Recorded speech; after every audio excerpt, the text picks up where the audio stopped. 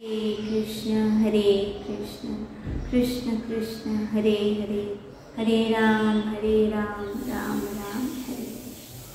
श्रीमद् भगवद गीता अध्याय 1 श्लोक नंबर 13। तत्पश्चात शंख नगारे बिगुल तुरई तथा सिंह सहसा एक साथ बज उठे। वह संगीत सुर अत्यंत कोलाहल पूर्ण था। अब जैसे ही आपने जैसे कि सुना कि भीष्म पितामह ने जैसे ही शंख बजाया, सिंह गर्जना की सी ध्वनि करने वाले शंख को बजाया, तब दुर्योधन को हर्ष हुआ। और जब कौरव के मेन सेनापति ने शंख बजाया तो सारी सेना ने तत्पश्चात तुरंत शंख बजाए, नगारे बजाए, तुरई तथा सिंह सबों ने एक साथ एक स्वर में बजाया। और कहते हैं कि वह संवेद स्वर, संवेद मतलब सबका मिलके जो स्वर था वो कोलाहल पूर्ण बन गया था। कोलाहल पूर्ण मतलब वो ध्वनि गूंज रही थी, कहाँ शंख की, कहाँ नगारे की, कहाँ तुरी की, बुगल की, वो ध्वनि गूंज रही थी। श्लोक नंबर 14। दूसरी ओर, अब ये तो था कौरवों के साइड, अब उसके ऑपोजिट पांडव की सेना के विषय में बता रहे हैं। दूसरी ओर से श्वेत घोड़ों द्वारा खींचे जाने वाले विशाल रथ पर आसीन कृष्ण तथा अर्जुन ने अपने अपने दिव्य शंख बजाए। अब वहाँ भीष्म पितामह ने आरंभ किया, यहाँ भगवान श्री कृष्ण ने सबसे पहला शंख बजाया। यहाँ एक जो कृष्ण का रथ है, जो अर्जुन का रथ है, उसके लिए बताया गया है श्वेत घोड़ों द्वारा खींचे जाने वाले, मतलब जो उस रथ में घोड़े थे वो श्वेत मतलब वाइट, सफ़ेद कलर के घोड़े थे और विशाल रथ था। अब आप सोचो, जिस रथ के सारथी भगवान श्री कृष्ण हो तो रथ कैसा होगा? विशाल, विशाल मतलब बड़ा रथ, सुंदर रथ। विशाल रथ पर आसीन कृष्ण ने तथा अर्जुन ने अपने अपने दिव्य शंख बजाए। अर्थात दिव्य मतलब जो भगवान श्री कृष्ण की एक एक वस्तु है वो दिव्य है, अलौकिक है। दिव्य मतलब सबसे डिफरेंट, जो ऐसा सबके पास, जिसको हम इंग्लिश में ऐसे भी कह सकते हैं कि एक्स्ट्राऑर्डिनरी, सबसे अलौकिक, जो लोक से परे वस्तुएं, अलौकिक। तो जो कृष्ण ने शंख बजाया वो दिव्य शंख था। यहाँ तात्पर्य में बताया गया है कि भीष्म द्वारा बजाए गए शंख की तुलना में कृष्ण तथा अर्जुन के शंखों को दिव्य कहा गया है। दिव्य शंखों के नाद से यह सूचित हो रहा है कि दूसरे पक्ष की विजय की कोई आशा न थी, क्योंकि कृष्ण पांडव के पक्ष में थे। क्योंकि कृष्ण दिव्य, कृष्ण की लीलाएं दिव्य, तो कृष्ण ने जो शंख बजाया वो भी दिव्य।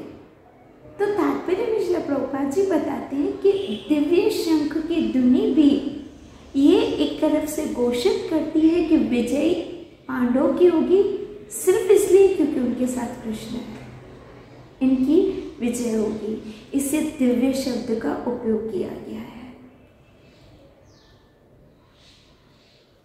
जय सदा पांडव के पुत्रों जैसों की होती है, क्योंकि भगवान कृष्ण उनके साथ हैं। और जहाँ जहाँ भगवान विद्यमान है वहीं वहीं लक्ष्मी भी रहती है, क्योंकि वे अपने पति के बिना नहीं रह सकती। और जैसे कि विष्णु या भगवान कृष्ण के शंख द्वारा उत्पन्न ध्वनि से सूचित हो रहा था कि विजय तथा श्री दोनों ही अर्जुन की प्रतीक्षा कर रही हैं। अब जैसे ही शंख बजा तो श्रील प्रभुपाद जी बताते हैं कि भगवान श्री कृष्ण जहाँ होते हैं वहाँ लक्ष्मी है, क्योंकि वो नारायण की पत्नी है। तो जहाँ कृष्ण है वहाँ लक्ष्मी है, क्योंकि लक्ष्मी अपने पति के बिना रह नहीं सकती है।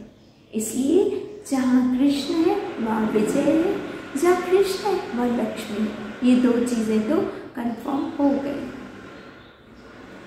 जैसे ही विष्णु या भगवान कृष्ण के शंख द्वारा उत्पन्न दिव्य ध्वनि से सूचित हो रहा था कि विजय तथा श्री दोनों ही अर्जुन की प्रतीक्षा कर रहे हैं। इसके अतिरिक्त जिस रथ में दोनों मित्र आसीन थे वे अर्जुन को अग्नि देवता द्वारा प्रदत्त था।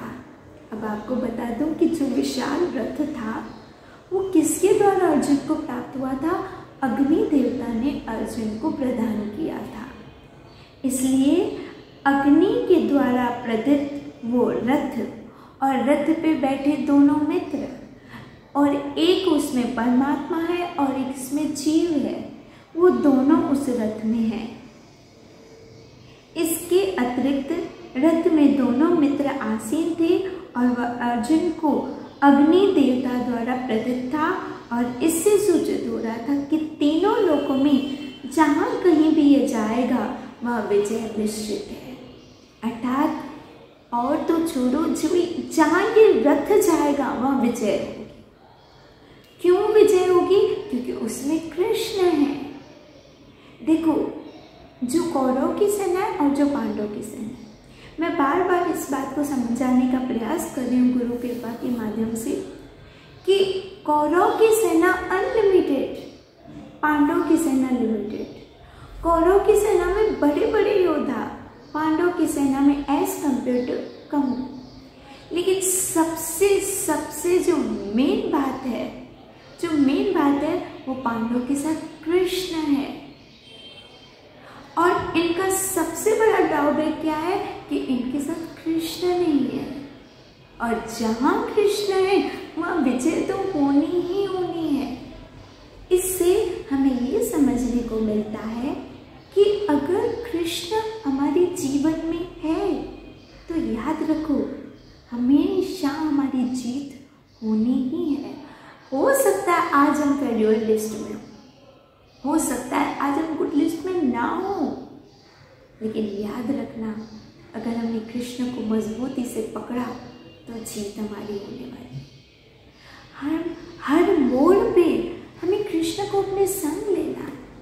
हर जीवन के संघर्ष में, हर जीवन की कठिनाई में, हर जीवन के दुख में, यहाँ तक कि हर जीवन के सुख में हमें कृष्ण को आगे रखना है।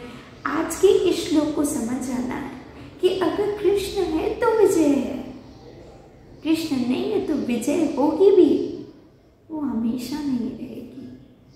कृष्ण, मैं तो कहती हूँ कृष्ण स्वयं एक विजय है। अगर कृष्ण हमारे साथ है तो समझो स्वयं में ही एक जीत है, क्योंकि कृष्ण हमारे साथ है। इसे आज ये सब मिलके बोले कृष्ण हमारे साथ है, तो डरने की क्या बात है। जब कृष्ण ही हमारे साथ है तुम किससे डरे? क्योंकि डर भी कृष्ण के आगे डरता है, भय भी कृष्ण के आगे भयभीत होता है। तो हमारे साथ कृष्ण है तो हमें किसका भय, किसकी चिंता? अब कृष्ण को अपने साथ कैसे लेना है, कैसे कृष्ण हर पल हर क्षण हमारे साथ रहे, ये हम कल पर छोड़ते हैं। और मैं आपसे एक और निवेदन करूंगी, जब भी आप गीता श्रवण करें, अगर आपके घर में ऐसी श्री प्रभुपाद जी की भगवत गीता है जो एज इट इज यथारूप as it is Bhagavad Gita है, तो आप कृपया भगवत गीता को इस क्लास में खोल के रखें, उस श्लोक नंबर को निकाल के रखें। हम उसी विषय में चर्चा करेंगे। जब आपके सामने भगवत गीता होगी, आप सुनेंगे और पढ़ेंगे तो आपको और अच्छा समझ में आएगा। और हमारा प्रयास ये है कि जितने भी लोग इस भगवत गीता का श्रवण कर रहे हैं उनको भगवत गीता समझ में आए, हमारा प्रयास यही है। तो कल हम फिर आगे श्लोकों पे चर्चा करेंगे और इस श्लोक पे भी चर्चा करेंगे कि पांडवों की सेना के साथ कृष्ण है तो उनकी विजय है, अर्थात हमारे जीवन में अगर कृष्ण है तो हमारी विजय है। मुझे फिर से वो गाना याद आ रहा है, जीत जाएंगे हम तुम अगर संग है, जिंदगी हर कदम एक नहीं जंग है। हरे कृष्ण कृष्ण कृष्ण हरे हरे, हरे राम